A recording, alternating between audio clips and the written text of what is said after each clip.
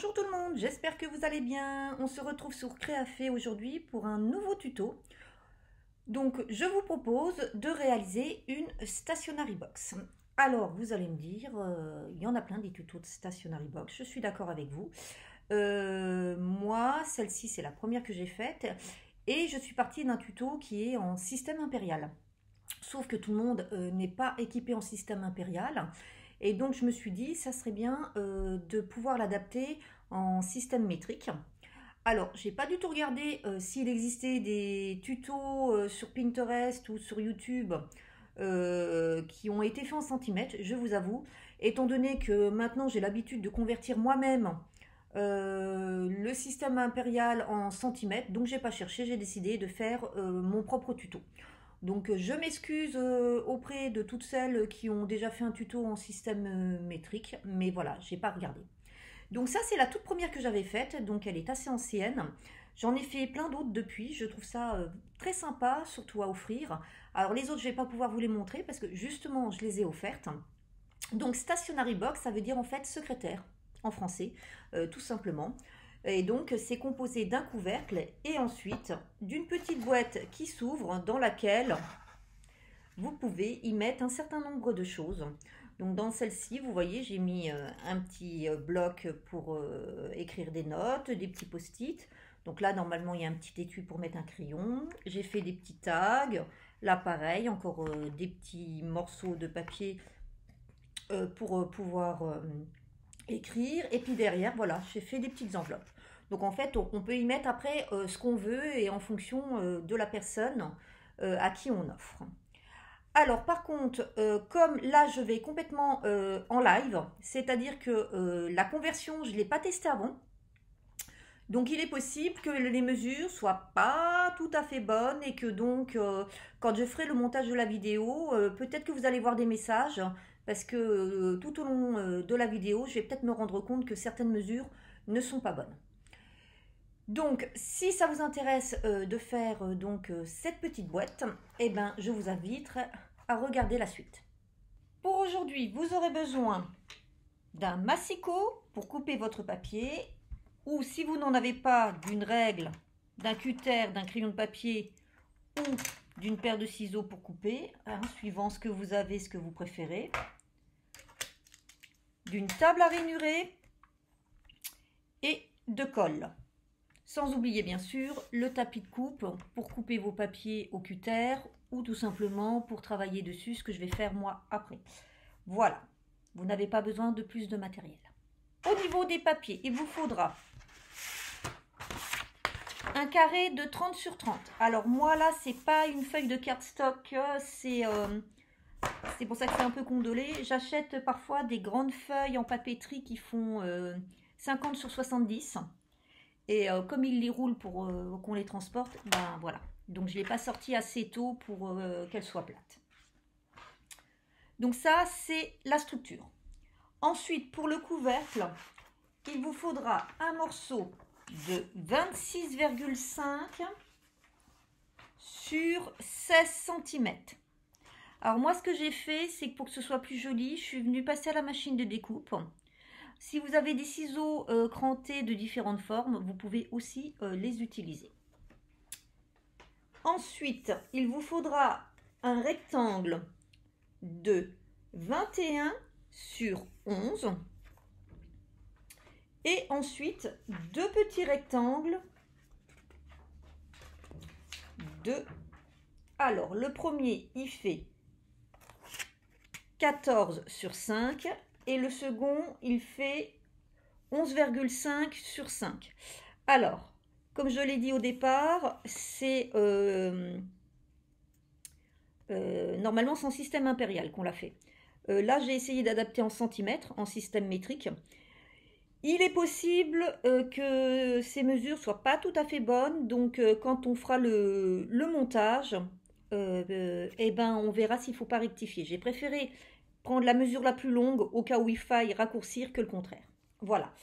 Et donc de plus, moi, je me suis conservé une chute du papier qui malheureusement ne faisait pas 30 sur 30. Donc c'est pourquoi je n'ai pas pu faire avec ma base. Et donc Je viendrai l'utiliser ensuite pour customiser l'intérieur ou l'extérieur de ma boîte. Voilà. Donc maintenant, on va commencer par faire toutes nos marques de plis. Donc on va commencer à faire nos marques de plis sur notre grand carré de 30 sur 30. Et donc, on va venir faire dans un premier temps un pli à gauche et à droite à 7,5 cm du bord. Donc 7,5 à gauche, 7,5 à droite. Voilà. Ensuite, je vais retourner d'un quart de tour pour pouvoir avoir mes marques de plis à l'horizontale. Et là, je vais venir faire une marque de pli de chaque côté à 12,5 cm. 12,5 à gauche, 12,5 à droite. Voilà. Je retourne à nouveau d'un quart de tour pour retrouver, comme tout à l'heure, mes deux marques de pli à gauche et à droite de 7,5.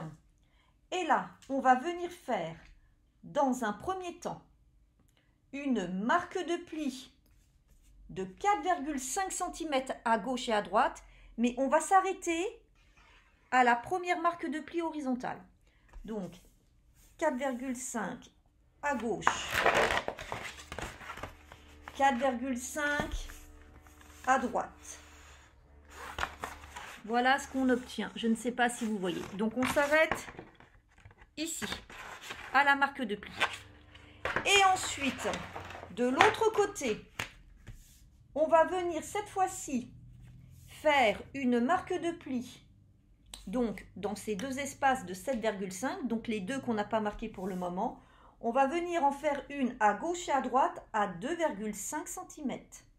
2,5 cm à gauche, 2,5 cm à droite. Et voilà. Pour le grand carré, c'est terminé. Ensuite, on va venir prendre notre grand rectangle. Ce dernier va servir à faire le couvercle. Et on va venir faire une marque de pli à 5,5 cm de chaque côté. 5,5 à gauche, 5,5 à droite,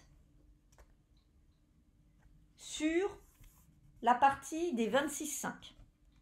Voilà. Voilà. Ensuite, je retourne d'un quart de tour pour me retrouver cette fois-ci sur mes 16 cm. Et là, je vais venir faire un pli à 5 cm de chaque côté. 5 cm à gauche, 5 cm à droite. Alors moi, j'ai déjà fait mes marques de pli parce que je les ai faites avant de venir faire mon rebord. Pour moi, c'était plus pratique de faire avant. Voilà. Et pour le couvercle, c'est terminé. Voilà. J'espère que vous suivez. Après, on va prendre le rectangle qui fait 21 cm sur 11 cm. Et donc là, on va venir faire, alors là, je vais me mettre du côté là pour pouvoir être bien à plat. On va venir faire une marque de pli sur les 21 cm à 3 cm de chaque côté. Donc 3 cm à gauche, 3 cm à droite. Voilà. Ensuite, je retourne d'un quart de tour. Et là, c'est pareil. Je viens faire, alors, là, je vais me mettre, moi, si je me mets, là, le bord que je vais mettre ici, et à partir duquel je vais comptabiliser, c'est le bord qui va être en bas. Donc là, je viens me mettre à 3 cm. Ce qui veut dire que là, il vous reste 8 cm. Donc, en fonction de comment vous avez mis votre papier, soit vous faites votre marque de pli à 3 cm depuis le bas, soit 8 cm depuis le haut. Voilà, c'est tout, rien de plus. Et enfin, on va finir par les deux petits rectangles, donc qui vont faire nos petits compartiments internes. Et donc là, on va venir, alors pareil, moi je vais mettre le bord que j'ai pas. Donc en fait, si vous venez faire une bordure, une jolie bordure, il vaut mieux faire les marques de pli avant, hein. Donc ensuite, je vais venir donc sur les 14 cm. Je vais venir faire un pli à 1,25 et à 2,50. Alors je vais déjà faire mes 2,50. Voilà. Et par contre, comme ma table n'est pas à 1,25, je vais revenir faire ma marque de pli.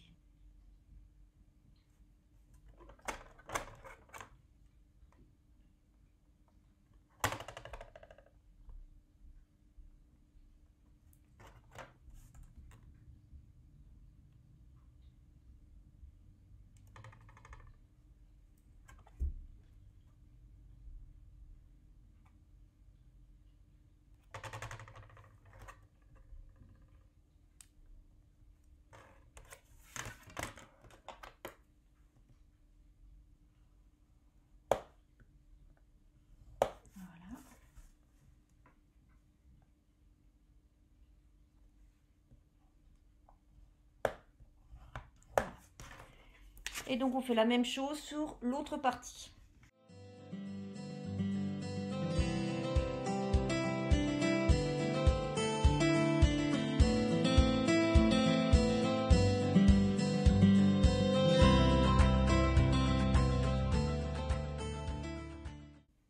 Voilà, toutes nos marques de plis sont faites. Maintenant on va venir écraser nos plis.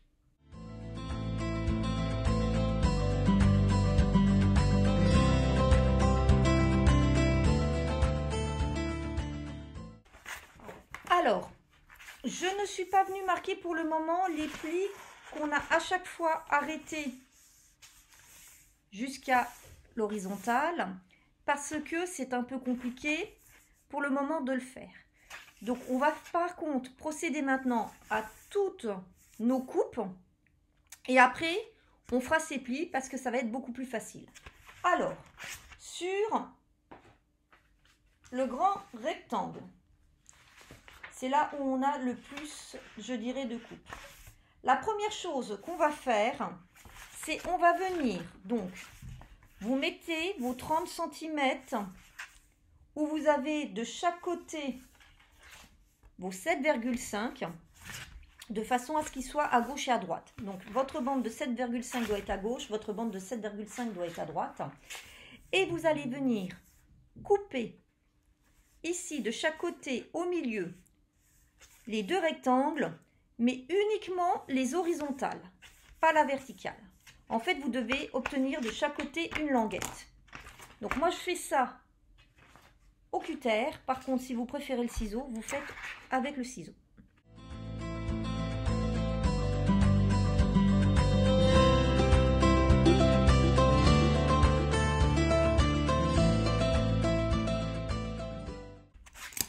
Voilà, vous devez obtenir ceci. Vous faites la même chose de l'autre côté.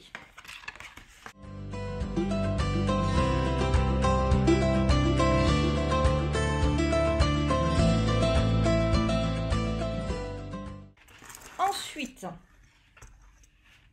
toujours en ayant vos 7,5 cm de chaque côté, vous allez venir couper la bande de 4,5 que vous avez sur chaque côté sur une des parties. Hein, vous vous rappelez, on a fait sur un côté, enfin sur une bande, on a fait de chaque côté 4,5 et sur l'autre, on a fait 2,5.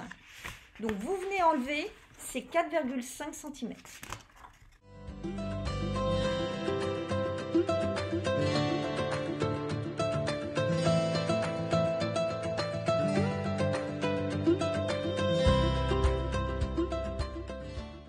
Voilà. Et pour le moment, on a fini pour la structure. Donc en fait, si vous repliez vos 2 languettes au milieu à l'intérieur et que maintenant, vous allez pouvoir faire vos marques de plis qu'on n'a pas fait tout à l'heure.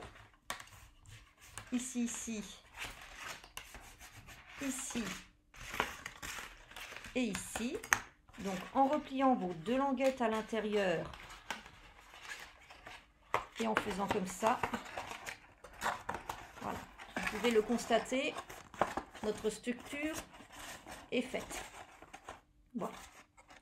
Donc ça, on va le mettre de côté. Après, on a de la coupe sur le couvercle. Alors, le couvercle, donc c'est-à-dire les 26,5 sur 16. Donc là, vous allez mettre les 26,5 en horizontal. Vous allez venir avec votre cutter ou votre ciseau, venir couper les marques de plis qui sont en haut, en bas, du côté gauche et droite, jusqu'à la marque de pli horizontale. Donc vous allez venir couper ici, ici, ici et ici. Vous vous arrêtez à la marque.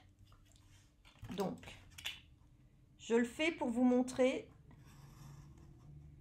ce que ça donne.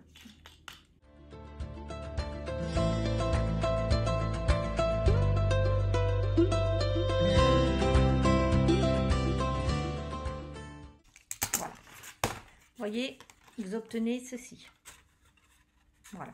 Ce qui va pouvoir, vous voyez, permettre de faire le couvercle.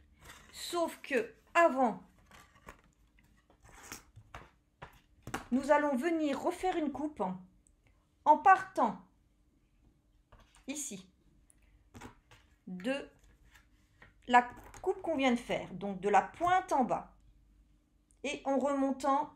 Donc on va venir couper en triangle de cette manière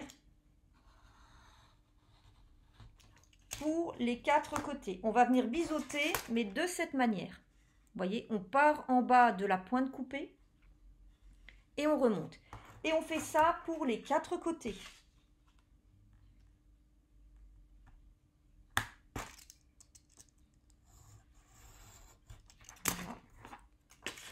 Voilà, ça donne ça, vous voyez, et on fait ça de l'autre côté.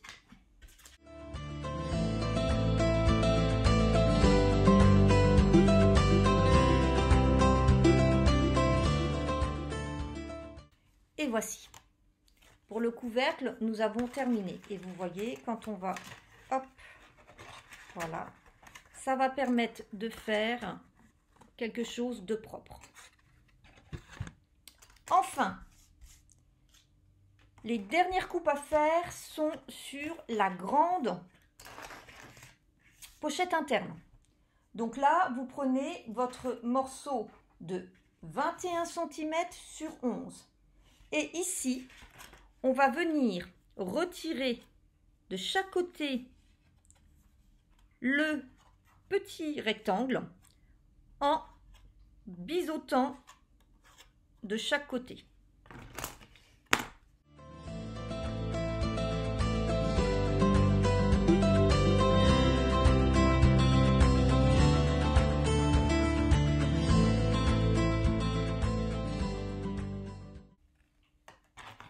Voilà, on fait ça en biseautant légèrement. On fait ça à gauche et à droite.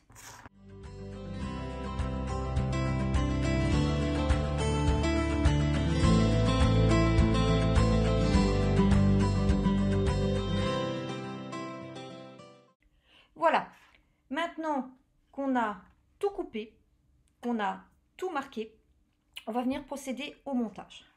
Alors, on va commencer donc par notre structure. Alors c'est vrai que là, moi, avec mon papier qui gondole, c'est pas terrible.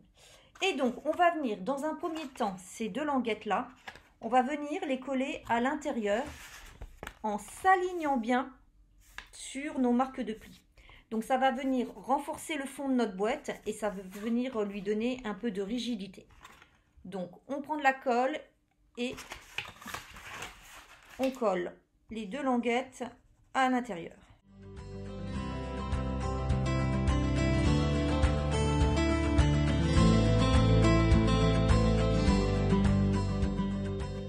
Donc voilà, j'ai fini de coller, c'est sec et c'est bien aplati. Donc maintenant, on va venir coller notre grande pochette. Alors pour ce faire, on va venir prendre le côté où nous avons de chaque côté une seule languette. Vous voyez, hein, vous avez un côté avec deux languettes, une grande et une petite, et de l'autre une languette moyenne. Donc c'est ce côté-là sur lequel on va venir mettre nos pochettes internes. Donc on va venir mettre de la colle sur nos trois bandes et on va venir coller la bande du bas sur les deux parties qu'on vient de coller l'une ici. Donc ici, on va venir s'aligner ici. Alors, je ne sais pas si vous voyez bien. On va venir s'aligner ici. Voilà. Et on va venir coller là. Ensuite, on viendra coller nos deux côtés sur ces deux bandes. Donc, pour vous montrer ce que ça donne. Alors, elle est terminée, celle-ci, mais voilà. Donc vous voyez, on va obtenir donc cette pochette là. Donc là, on va coller sur les côtés en haut et on va coller en bas sur le centre. Donc je mets de la colle.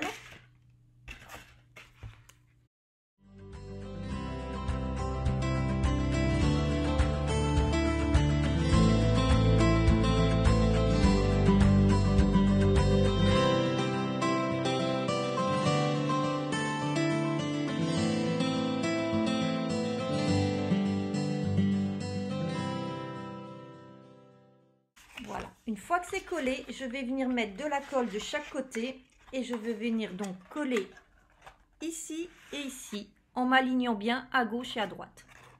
Voilà.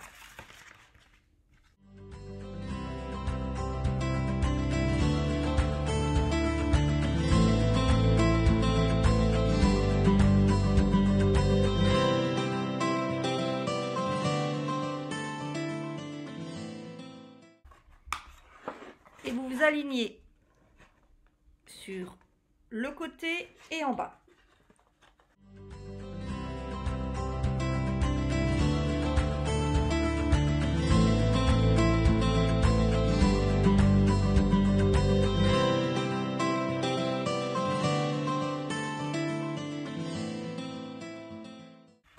Voilà donc ce que l'on obtient.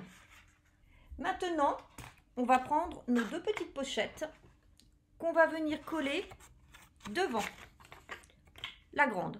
Alors là, à gauche, à droite, vous mettez celle que vous voulez à gauche ou à droite. Moi, j'ai tendance à mettre la plus grande à gauche et la petite à droite. On va venir mettre de la colle uniquement sur la première bandelette extérieure et on va venir ensuite coller uniquement sur la grande pochette. Voilà. On va venir ensuite coller uniquement là en s'alignant bien sur le bord. Voilà. Comme ça permet en fait d'avoir des petites pochettes avec une certaine profondeur.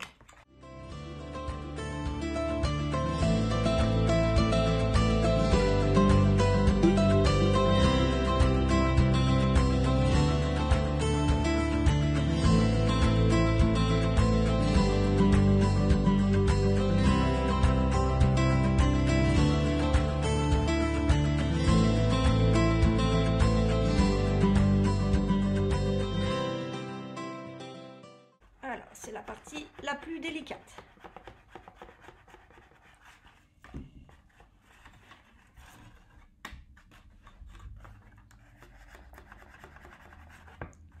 Mettez bien votre main en dessous quand vous allez appuyer, ça vous donnera de la rigidité pour pouvoir bien aplatir. Voilà. Et donc voici. Donc notre boîte, là, l'intérieur, il est terminé. Il ne restera plus qu'à décorer. Voilà. Et maintenant, il nous reste à faire notre couvercle. Alors, pour notre couvercle, c'est très simple.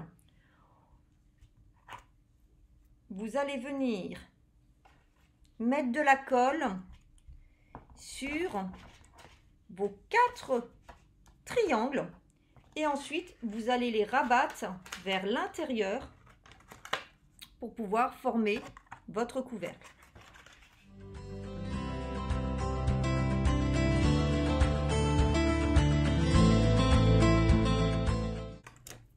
Et comme tout à l'heure, n'hésitez pas à vous aider de votre plioir pour bien faire adhérer.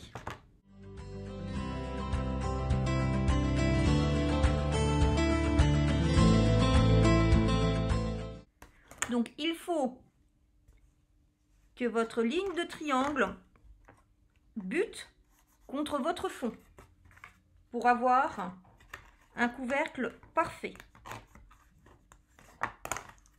Voilà.